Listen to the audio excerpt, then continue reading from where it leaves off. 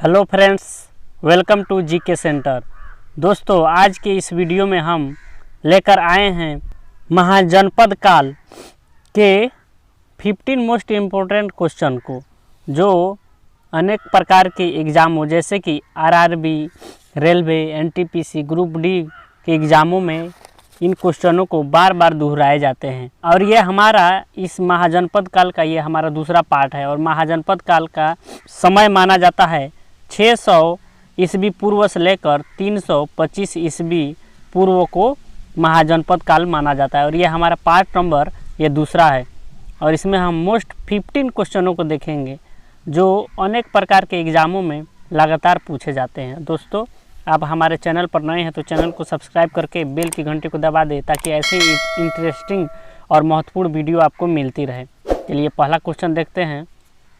निम्नलिखित में से कौन एक ईसा पूर्व 6वीं सदी में प्रारंभ में भारत का सर्वाधिक शक्तिशाली नगर राज्य था? तो इसका करेक्ट आंसर हो जाएगा मगध। चलिए अगला क्वेश्चन देख लेते हैं। निम्नलिखित में से कौन कौन से भारत पर ईरानी आक्रमण के प्रभाव के रूप में माना जाता है? तो पहला में है खरोष्टी लिपि का प्रचार, दूसरा है अभिलेख उत्कीर्ण करने की कला का प्रचार, तीसरा में है ईरानियों की छत्रप प्रणाली का प्रचार, चौथा में है घंटाकार के गुंबज की कला का प्रचार, और पांचवा में है स्त्री अंग रक्षकों की नियुक्ति। तो इसका राइट आंसर हो जाएगा ऑप्शन नंबर डी, इनमें से सभी हो जाएगा। पहला भी, दूसरा भी, तीसरा भी, चौथा भी और पांचवा भी, इनमें से सभी। Option number D right answer होगा। चलिए नेक्स्ट क्वेश्चन है। निम्न में से कौन सा एक सिकंदर के आक्रमण का प्रभाव नहीं था? तो उसने भारत को यूनान की रियासत बनाया, यही उनके प्रभाव का कारण नहीं था। Option number D.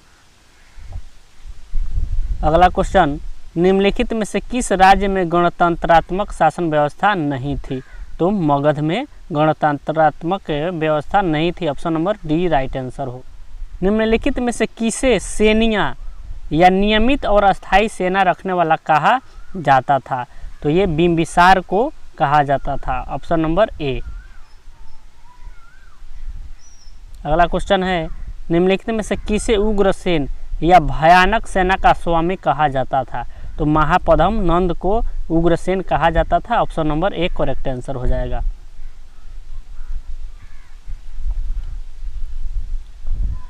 अगला क्वेश्चन है। डेरियस या दाराय बाहु फर्स्ट ने 516 बीसी में सिंधु के तटवर्ती भूभाग को जीतकर उसे ईरान का विश्व क्षत्रपी बनाया। उससे कितना राजस्व प्राप्त होता था? तो इसका करेक्ट आंसर होगा 360 talent. Option number A correct answer हो जाएगा। अगला क्वेश्चन देखते हैं। अगला क्वेश्चन है। निम्नलिखित में से कौन सिकंदर के साथ भारत आने वाला इतिहासकार नहीं था? तो हेरोडोटस जो थे ये सिकंदर के साथ में नहीं आए थे। Option number D correct answer होगा। महाजनपद काल में श्रेणियों के संचालक को कहा जाता था? तो श्रेणियों के संचालक को श्रेष्ठीन कहा जाता था। Option number A correct answer होगा। अगला क्वेश्चन है। गृहपति का अर्थ था? तो गृहपति का अर्थ था धनी किसान। Option number A correct answer होगा। नेक्स्ट क्वेश्चन है।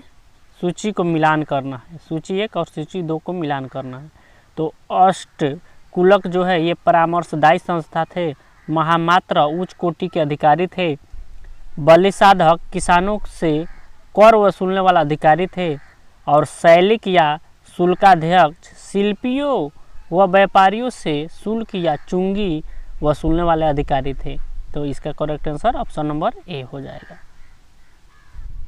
अगला क्वेश्चन देख लेते हैं। अगला है। मगध के किस प्रारंभिक शासक ने राज्यारोहण के लिए अपने पिता की हत्या की एवं इसी कारणवश अपने पुत्र द्वारा मारा गया? तो ये अजातशत्रु जो थे, इन्होंने अपने पिता की हत्या की थी शासन के लिए, तथा बाद में अजातशत्रु के पुत्र ने ही उसे फिर मार दिया। Option number B correct answer होगा।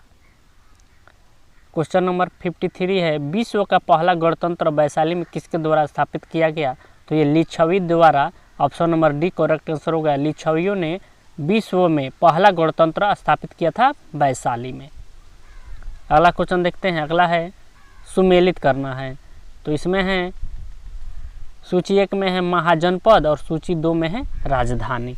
तो कुरु की राजधानी हो जाएगी इंद्रप्रस्थ, पांचाल की राजधानी हो जाएगी अहिछत्र, कौशल की राजधानी होगी साकेत और वश की राजधानी होगी कौशाम्बी। तो ए का आप देख लीजिएगा 4, बी का 3, सी का 1 और डी का 2। आप देख लीजिएगा आप किस ऑप्शन में। आगे देखते हैं, अगला क्वेश्चन है निम्न में से कौन एक बौद्ध ग्रंथ 16 महाजनपदों का उल्लेख करता है। तो ये अंगुत्तर जो निकाय है बौद्धों के द्वारा लिखा गया था, तो इसी में 16 महाजनपदों का उल्लेख मिलता है। Option number A correct answer हो जाएगा। अगला है और इस वीडियो का अंतिम क्वेश्चन है, साथ ही ये महाजनपद काल का ये पार्ट नंबर 2 और अंतिम पार्ट है।